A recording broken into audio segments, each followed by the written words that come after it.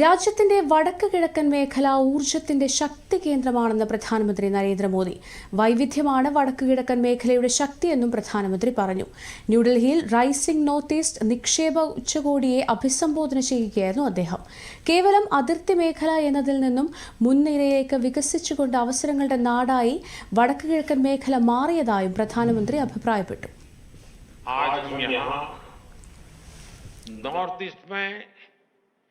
Investment का उत्सव मना रहे हैं।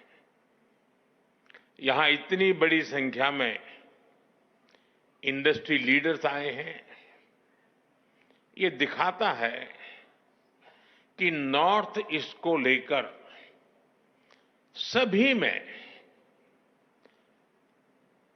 उत्साह है, उमंग है और नए नए सपने हैं। मैं सभी मंत्रालयों और सभी राज्यों की सरकारों को इस काम के लिए बहुत बहुत बधाई देता हूं। आपके प्रयासों से वहां इन्वेस्टमेंट के लिए एक शानदार माहौल बना है। नॉर्थ ईस्ट राइजिंग समिट, इसकी सफलता के लिए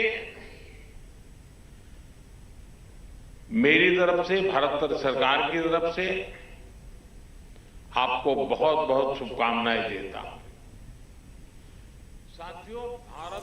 വടക്ക് കിഴക്കൻ മേഖലയെ അവസരങ്ങളുടെ നാടായി ഉയർത്തിക്കാട്ടുന്നതിനും ആഗോള ആഭ്യന്തര നിക്ഷേപം ആകർഷിക്കുന്നതിനുമാണ് ഉച്ചകോടി ലക്ഷ്യമിടുന്നത്. 2 ദിവസത്തെ ഉച്ചകോടിയിൽ മന്ത്രിതല സെഷനുകൾ, നിക്ഷേപ പ്രോത്സാഹനം സംബന്ധിച്ച് വിവിധ വകുപ്പുകൾ ഏകോപിപ്പിക്കുന്ന പരിപാടികൾ എന്നിവ നടക്കും.